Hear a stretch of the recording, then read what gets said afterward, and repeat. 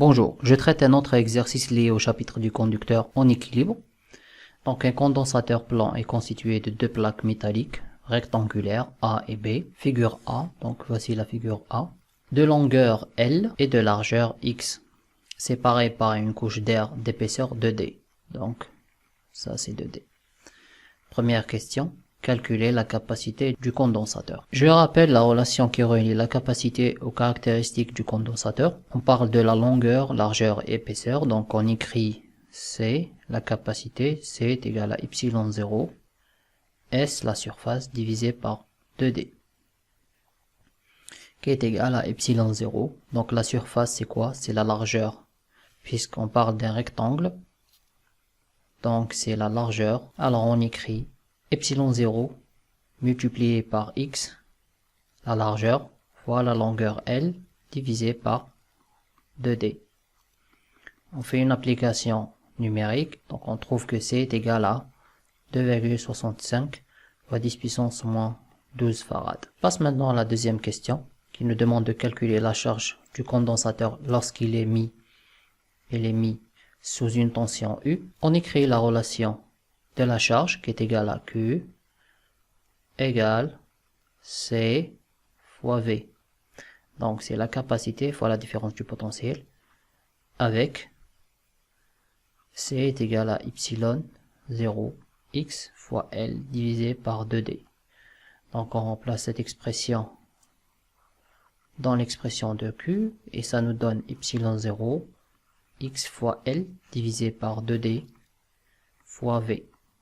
Vous faites une application numérique et vous trouvez que Q est égal à 1,1 10 puissance moins 19 moins 9 coulombs. Je passe à la troisième question.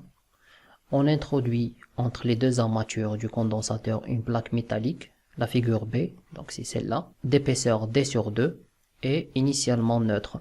Calculer les charges réparties sur les faces et les représenter sur les faces. L'armature A, celle-là, est chargée positivement parce qu'elle est reliée à la borne positive du générateur. Donc par effet d'influence totale, la face D, celle-là, c'est la face D, portera la charge négative telle que QA est égal à moins QD. C'est-à-dire l'armature A portera la charge positive, la face D portera la charge négative telle que QA est égal à moins QD. De même, la face E sera chargée positivement dû au phénomène d'influence avec l'armature B.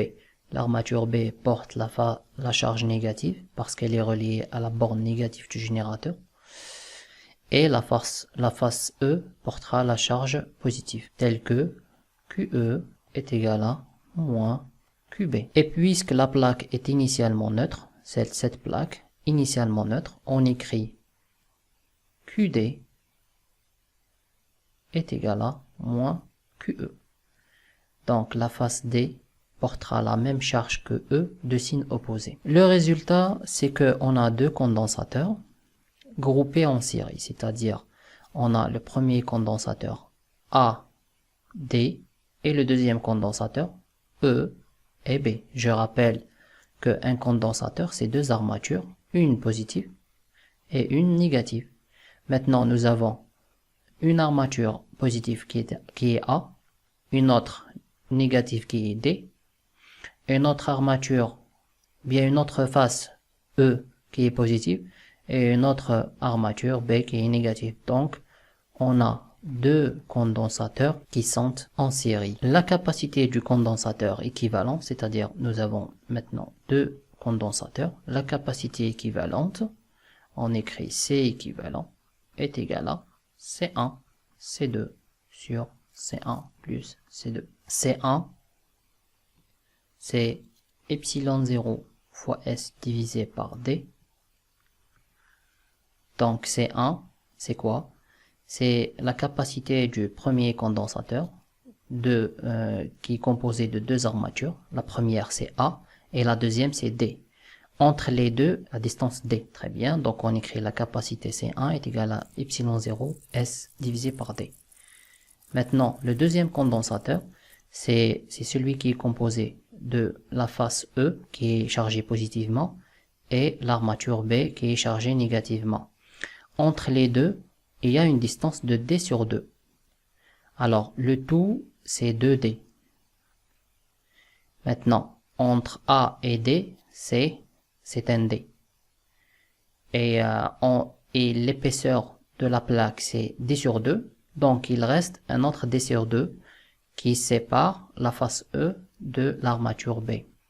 Donc, on écrit C2 est égal à Y0 S divisé par D sur 2.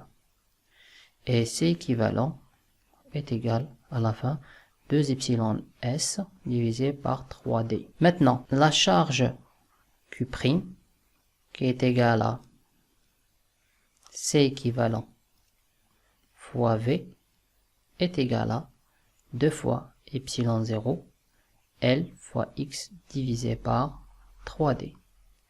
Et ça donne 1,4 fois 10 puissance moins 9 coulombs. Là, on remarque que avant d'ajouter ou d'introduire la plaque à l'intérieur du condensateur AB, la capacité du condensateur était de 2,65 10 puissance moins 12 farad. Et la charge était de 1,1 10 puissance moins 9. Donc c'est 1,1. Après l'introduction de la plaque, on a trouvé que la charge est de 1,4. Donc Q' est supérieur à Q. Et merci pour votre attention.